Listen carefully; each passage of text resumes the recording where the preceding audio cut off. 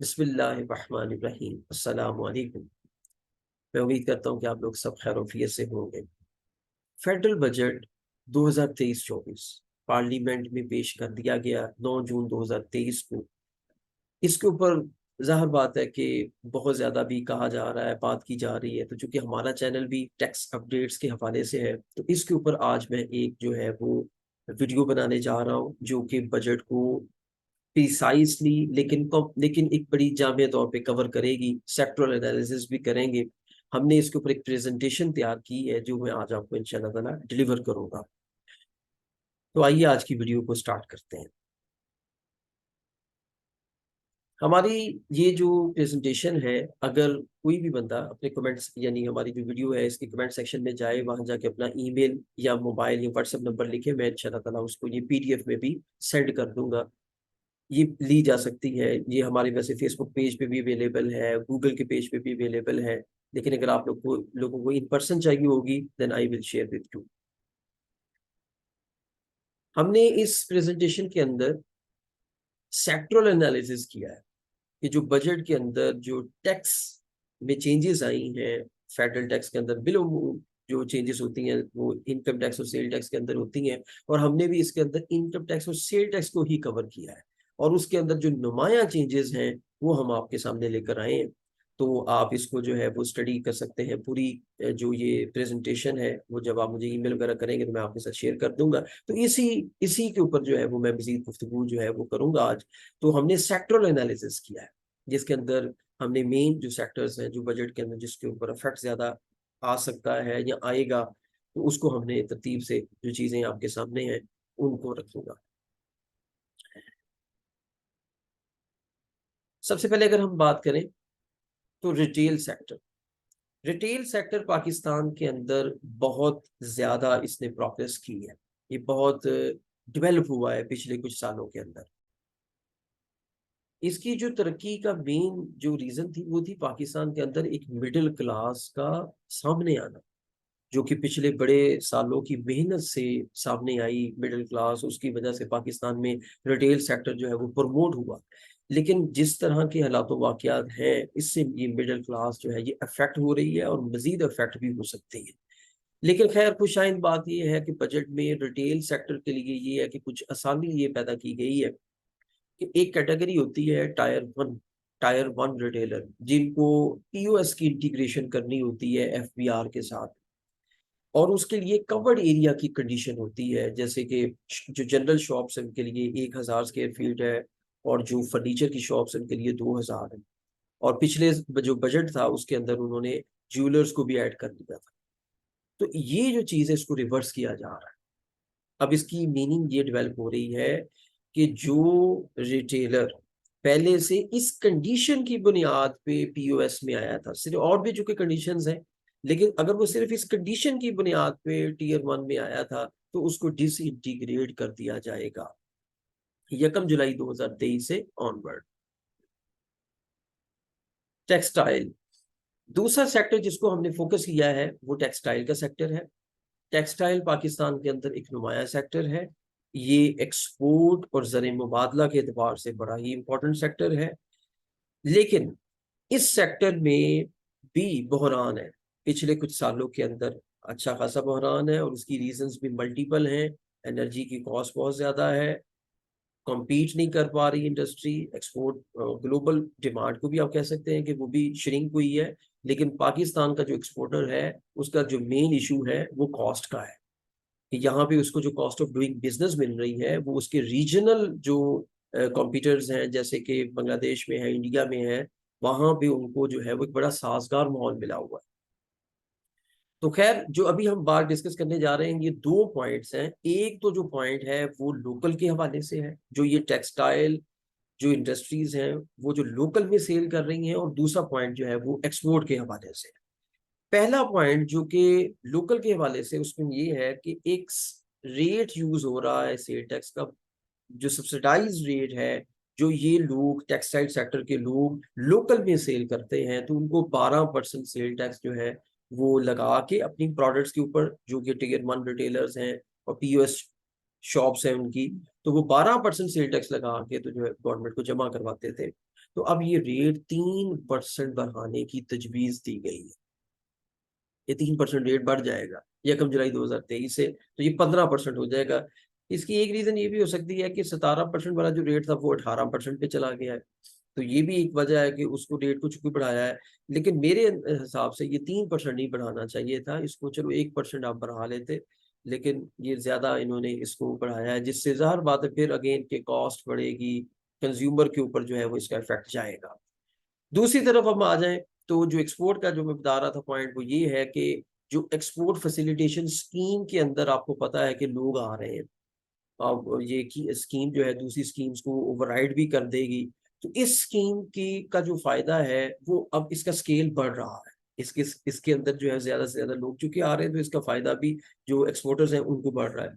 तो यहाँ ये ऐड किया गया है बजट के अंदर कि जो टेक्सटाइल एक्सपोर्टर के को जो लोकल सप्लाईज मिल रही है, वो जो जो कि ऑलरेडी एक्सपोर्ट फैसिलिटेशन स्कीम के अंदर रजिस्टर्ड हैं और उनके पास एक्सपोर्ट के कॉन्ट्रैक्ट हैं, तो जो लोग उनको लोकल सप्लाईज देंगे, उनके जो सप्लायर्स हैं, उनका ये एक्सपोर्टर्स 1% विद होल्डिंग टैक्स करेंगे, और वो विद होल्डिंग टैक्स उन लोगों के लिए फाइनल तस्वर किया जाएगा। ये ऑलरेडी डीटीआरई स्कीम के अंदर ये लोगों को फायदा मिल भी रहा है, लेकिन अब चूंकि लोगों ने डीटीआरई से निकल के ईएफएस में जाना है, तो ईएफएस में भी उन्होंने ये प्रोविजन जो है ये ऐड कर दी है। नेक्स्ट हमारे पास जो सेक्टर है वो है जी IT and IT enabled services.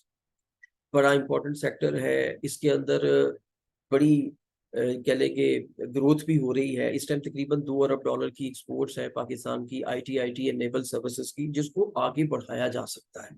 Pakistan के अंदर जो एक बड़ी चीज है वो ये है कि यहाँ पे यूथ है, यहाँ पे यंगस्टर है, यहाँ पे बड़ी तादाद है नौजवानों की।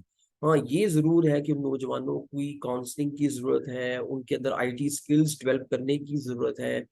तो वरना ये है कि अगर ये सारी चीजें आ जाएं तो ये तो बहुत अच्छा हो सकता है, और ये जो एक्सपोर्ट्स हैं ये बहुत आगे बढ़ सकती हैं, और पाकिस्तान आईटी के अंदर बहुत आगे बढ़ सकता है। इसके अंदर बहुत जबरदस्त एक पोटेंशियल मौजूद है कि $2 अरब तो समझ लें कि अभी कुछ भी नहीं है, हम इससे बहुत आगे बढ़ सकते हैं। गवर्नमेंट ने क्या किया है? गवर्नमेंट ने फेडरल बजट 2023-24 के अंदर IT and IT enable services को मजीद फायदे देने की कोशिश की, और जब जो फाइनेंस मिनिस्टर थे वो जब अपनी स्पीच कर रहे थे उस टाइम भी उन्होंने इस चीज के ऊपर स्ट्रेस दिया है कि हम आईटी सेक्टर के ऊपर जो है वो आईटी सेक्टर को हम चाहते हैं कि ये आगे आए। और अगर हम मतवातर देखें पिछली गवर्नमेंट का इस गवर्नमेंट का भी, पाकिस्तान में एक ओवरऑल इस सेक्टर को फोकस करने की तरफ तो जो है, गवर्नमेंट चेंज भी हुई है लेकिन वो इस चीज का अदराक रखते हैं कि IT and IT enable services के ऊपर अगर हम मेहनत करें तो यहाँ पे ज्यादा जो है वो टैक्स कलेक्शन भी हो सकती है। तो सबसे बड़ी बात यह है कि जो कीमती ज़र मुबादला है, एक्सपोर्ट्स अगर ये करते हैं तो जो डॉलर्स हैं वो पाकिस्तान में आ सकते हैं। तो उन्होंने किया क्या है कि एक तो ये कि जो सब्सिडाइज रेट चल रहा है 0.25% फाइनल टैक्स रजीम के अंदर इनको रखा हुआ है, उसको कंटिन्यू करने का फैसला किया है टिल टैक्स ईयर 2026 तक। अच्छा मूव है, पॉजिटिव मूव है गवर्नमेंट का। दूसरी जानिब ये है कि स्मेडा और पीएससीबी, इसके साथ अगर कोई भी आईटी इनेबल सर्विसेज रजिस्टर हो जाएगी तो उसको उन्होंने स्मॉल एंड मीडियम एंटरप्राइजेस का दर्जा देने का भी फैसला कर लिया है।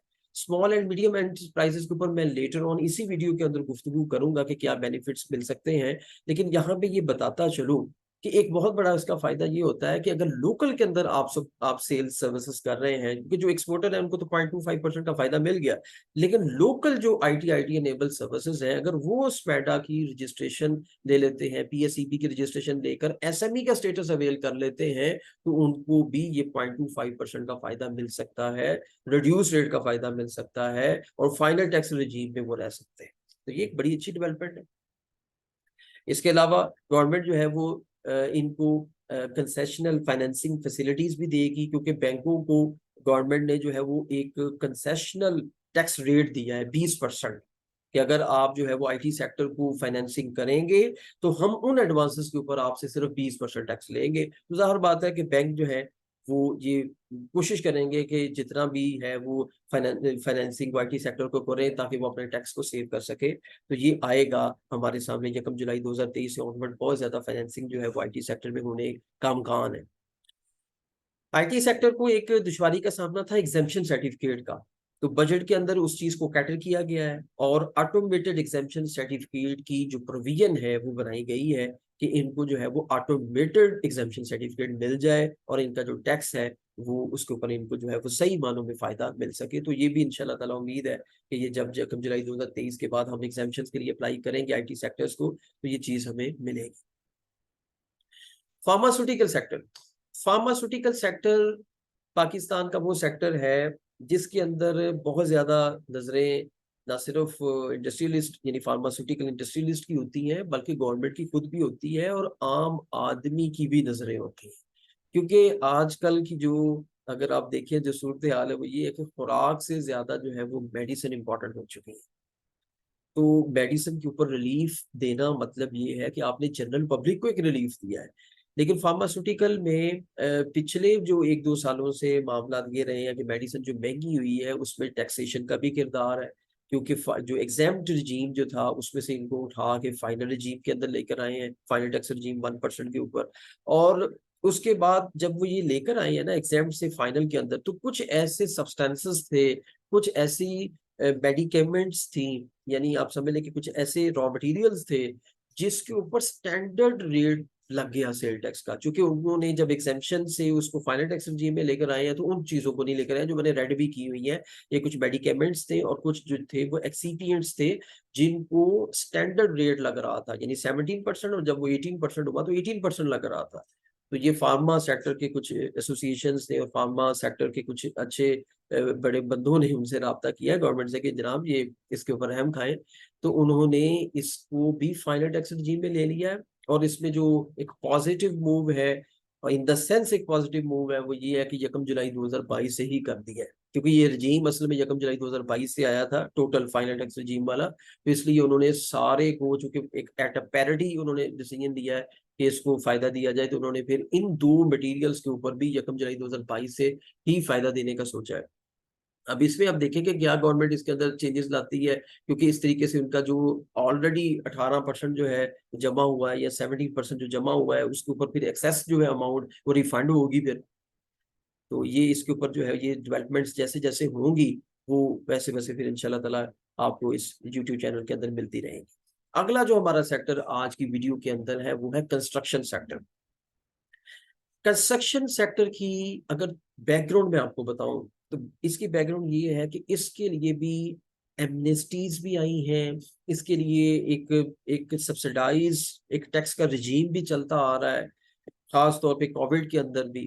तो पाकिस्तान के अंदर चूंकि हाउसिंग की जो नीड्स हैं वो अभी भी डिमांड साइड ज्यादा है सप्लाई साइड से, बिल्डिंग हाउसेस रेजिडेंशियल भी और कमर्शियल भी इसकी डिमांड साइड सप्लाई साइड से ज्यादा है। तो कंस्ट्रक्शन के अंदर अगर आप थोड़ी सी भी रिलैक्सेशन देते हैं, कोई अच्छे मूव्स करते हैं तो उसका फायदा होगा। तो इस बजट के अंदर भी कुछ दो अच्छे मूव्स हैं, मैं वो आपसे लोगों से डिस्कस करना चाहूंगा। एक तो ये है कि जो लोग रेजिडेंशियल जो कर रहे हैं कंस्ट्रक्शन घर बना रहे हैं उनको टैक्स क्रेडिट देने का ऐलान किया गया है। और ये 2 सालों के लिए यानी 3 सालों के लिए है, 2024, 25 और 26 तीन टैक्स ईयर्स के लिए है। और ये टैक्स क्रेडिट जो है इसकी कंप्यूटेशन इस तरीके से है कि जो भी आपका टैक्स पेएबल होगा उसमें आपको स्टेट पे वनी टैक्स पेएबल में से या 1 मिलियन या 10% ऑफ द टैक्स असेस, इनमें से जो लोअर अमाउंट होगी वो आपको टैक्स क्रेडिट मिल जाएगा। अब चूंकि मैं आज की वीडियो के अंदर तो एक जनरल व्यूज आपको दे रहा हूँ और एक ओवरऑल अहाता करता जा रहा हूँ, हम इनके ऊपर डिटेल वीडियोस भी बनाएंगे कि टैक्स क्रेडिट कैसे कंप्यूट करेंगे, ये जब एक्ट पास होगा तब भी हम ये यानी ये वीडियोस का सिलसिला हमारे चैनल पे जारी रहेगा, तो आप हमारे साथ जुड़े रहें। तो इस सिलसिले में भी मैं आपको यही कहूंगा कि इसके ऊपर भी डेवलपमेंट्स होनी है, क्योंकि इसके अंदर कुछ कंडीशंस हैं, कंप्लीशन सर्टिफिकेट है वो कैसे लेना है, किस तरह होना है, तो ये सारी चीजों के ऊपर इंशाल्लाह ताला डिटेल वीडियोस बनेंगे।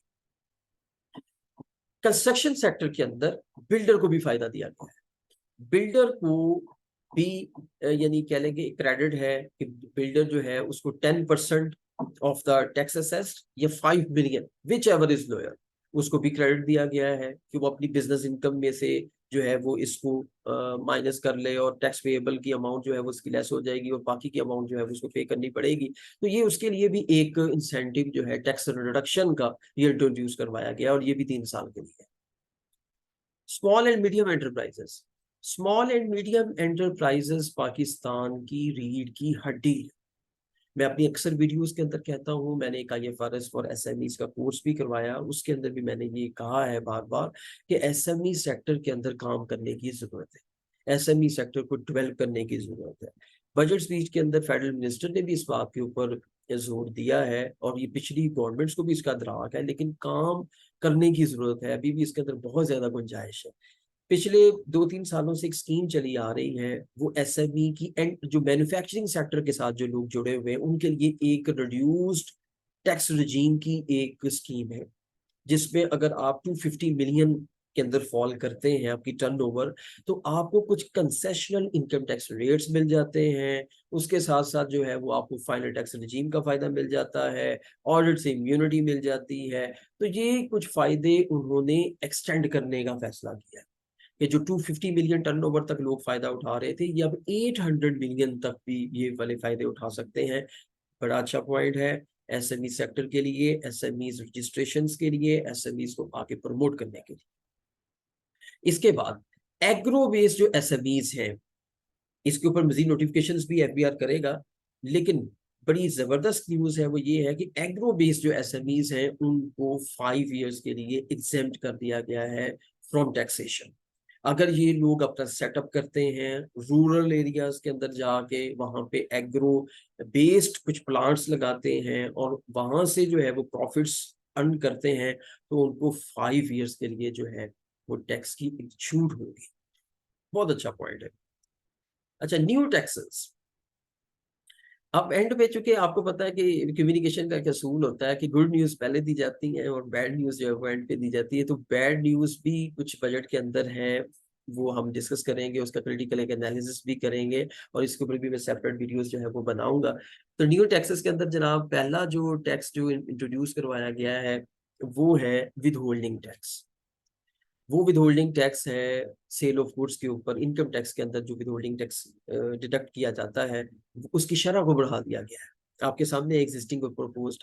मैं यहाँ पे अपना एक क्रिटिकल जो एनालिसिस है वो ये देना चाहूंगा कि मैंने जब ये न्यू टैक्सेस की प्रेजेंटेशन रेडी की, तो मैं ये देख रहा था कि कोई ऐसे टैक्सेशन नहीं है मैयर्स जो कि इनोवेटिव हो, जो out of the box solutions हो। अब जैसे 1% बढ़ाना बहुत इजी काम है, बल्कि 1 के इसको 2 भी किया जा सकता है। कॉस्ट ऑफ डूइंग बिजनेस बढ़ेगी क्योंकि ये सारे मोस्टली मिनिमम टैक्स रिजीम के अंदर जाते हैं। इससे शॉर्ट टर्म आप टैक्स की कलेक्शन तो कर लेंगे, लेकिन साइज ऑफ अनडॉक्यूमेंटेड इकोनॉमी भी बढ़ता है। जब आप टैक्स की शरह को बढ़ाते हैं, अपने टारगेट सेट करते हैं, तो साथ आपको ये भी ज़हनशीन करना चाहिए कि इस तरह के मैयर अनडॉक्यूमेंटेशन की तरफ भी लोगों को लेकर जाते हैं। लोग टैक्स को अवॉइड, क्योंकि टैक्स का रेट बहुत ज्यादा है, लोग अवॉइड करने के लिए फिर डॉक्यूमेंटेड सेक्टर से निकल आते हैं। तो मेरे हिसाब से तो ये कोई अच्छी मूव नहीं है। रेट्स आपके सामने, आप इसको देख सकते हैं। इसमें अगर मैं सीधा सीधा बताऊं तो सेल ऑफ गुड्स 1% बढ़ गया, इंडिविजुअल AOP का 4.5 से 5.5, कंपनी 4% से 5%, सर्विसेज इसी तरीके से 10% था, 11% प्रपोज है, कंपनी 8% से 9% प्रपोज है। जो रिड्यूस रेट की सर्विसेज थी, ये आपके सामने है सारी, 3% इनके ऊपर रेट था, वो 3% से 4% के ऊपर प्रपोज किया गया है। सुपर टैक्स, अमीरों के ऊपर टैक्स लगाना पाकिस्तान की टैक्स की एक नुमाया पॉलिसी है। This is set by the federal minister on budget day. तो अब चूंकि अमीरों के ऊपर टैक्स लगा हुआ है और सुपर टैक्स लगा हुआ है, सेक्शन 4C 2022 में मुतारफ करवाया गया है। इस साल 2023 में ना सिर्फ उसको कंटिन्यू किया गया है, बल्कि रेट की जो जो डिफरेंट रेट्स हैं उनको बढ़ा भी दिया गया है और थ्रेशोल्ड को भी बढ़ाया गया है। मतलब ये कि प्रोग्रेसिव जो टैक्सेशन है उसके अंदर जो है उसको मजीद, यानी टैक्स के रेट्स को बढ़ा के मजीद टैक्स को कलेक्ट किया जाना, ये इस मेन इस प्रोविजन की मूव ये है। तो अगर आप 2022 के रेट्स को देखें तो 150 मिलियन के ऊपर जीरो था टैक्स, ये 2023 में भी वो जीरो ही रहेगा। लेकिन अगर आप स्लैब नंबर जो है वो 5 तक आ जाए तो यहाँ तक तो आपको रेट एक जैसे मिल रहे हैं। 6, 7 और 8 के अंदर 2-2% का हर स्लैब के अंदर इजाफा है और 2% का ईच स्लैब के अंदर इजाफा करके मजीद प्रोग्रेसिव टैक्सेशन के जरिए टैक्स इकट्ठा करने की तजवीज दी गई है कि सुपर टैक्स के जरिए से इसको इकट्ठा किया जाए। तो इसके ऊपर हमारी एक डिटेल वीडियो ऑलरेडी बनी भी हुई है, और जब ये प्रोविजन होती है एक्ट के जरिए से तब भी हम एक डिटेल वीडियो इसके ऊपर बनाएंगे।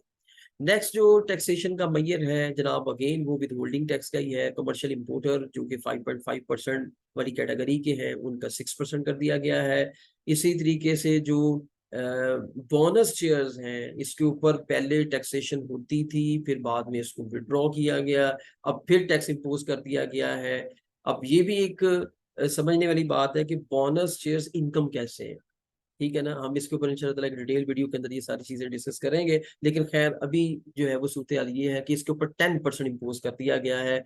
और ये मैं समझता हूँ कि ये वो प्रोविजंस हैं जिससे आपको खातर खा फायदा नहीं होने वाला, क्योंकि बोनस शेयर्स को लोग अवॉइड करना शुरू कर देंगे, कंपनीज अवॉइड करना शुरू कर देंगी, और इससे कैपिटल स्ट्रक्चरिंग और कैपिटलाइजेशन, मार्केट्स की कैपिटलाइजेशन को जो है वो काफी इफेक्ट पड़ता है फिर। अच्छा, एक बड़ी मशहूर ज़माना विड्रॉल, कैश विड्रॉल के ऊपर एक प्रोविजन मुतारिफ करवाई गई थी। पहले तो जब कॉन्सेप्ट ही नहीं था एटीएल नॉन एटीएल का, तो फिर तो स्ट्रेट अवे हर टैक्स पेयर को पे करनी पड़ती थी। फिर एटीएल का रेट डिफरेंट था, नॉन एटीएल वाले का डिफरेंट था। अब जो है वो ये है कि इसको दोबारा मुतारिफ करवाया गया है, लेकिन सिर्फ नॉन एटीएल वाले बंदों के ऊपर है। जो एटीएल में अपीयर नहीं हो रहे, 0.6% जो है उनको पे करना पड़ेगा अगर वो सिंगल डे में 50,000 से ज्यादा की ट्रांजैक्शन बैंक से करते हैं, कैश विड्रॉ करते हैं, और वो टैक्स पेयर नहीं है, वो एक्टिव टैक्स पेयर लिस्ट में नहीं मौजूद, तो उनका 0.6% कटेगा।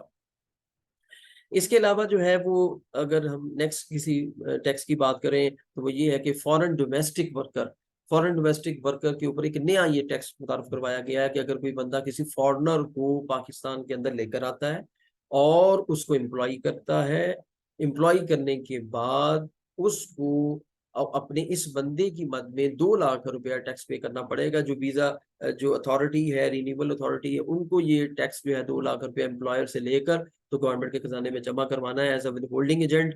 तो ये एडजस्टेबल होगा, वो कंपनी जो है वो अपनी एनुअल इनकम टैक्स रिटर्न में जाके इसका क्रेडिट ले सकती है।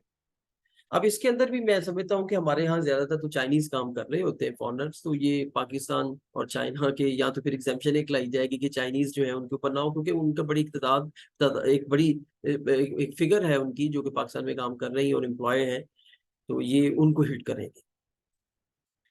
इंटरनेशनल ट्रांजैक्शन हो रही हैं जनाब डेबिट क्रेडिट कार्ड के जरिए से, और उसका रेट 1% है, उसको एटीएल वाले बंदों का 1% से बढ़ा के 5% करने की तजवीज़ है, जो जो एटीएल में नहीं आ रहे उनका 10% करने की तजवीज़ है।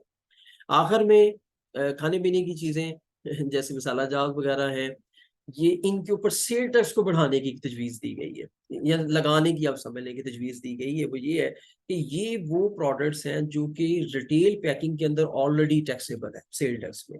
अब वो ये कह रहे हैं कि रिटेल पैकिंग के अलावा अगर आप ब्रांड नेम और ट्रेडमार्क रख के इसको सेल कर रहे हैं, तब भी आप सेल टैक्स इसके ऊपर अदा करें। तो इसके ज़रिए से ज़ाहिर बात है वो लोग जो कि पहले इसको एग्ज़ेम्प्ट में करके सेल कर रहे थे, तो उसके ऊपर जब टैक्स लगेगा तो ये चीज़ें महँगी हो जाएँगी। तो अगेन जो है वो बर्डन कंज़्यूमर के ऊपर जाकर पड़ेगा। आप लोगों का बहुत शुक्रिया एंड तक हमारे साथ जुड़े रहने का। इंशाअल्लाह ताला बजट के ऊपर मज़ीद वीडियोज़ आती रहेंगी, हमारे साथ जो है वो जुड़े रहें, और इस चैनल को सब्सक्राइब भी करें, लाइक भी करें, और इसकी वीडियोज़ को आगे शेयर करते रहें। अल्लाह ताला आपको अपनी हिफ़ाज़त में रखे। अस्सलामु अलैकुम।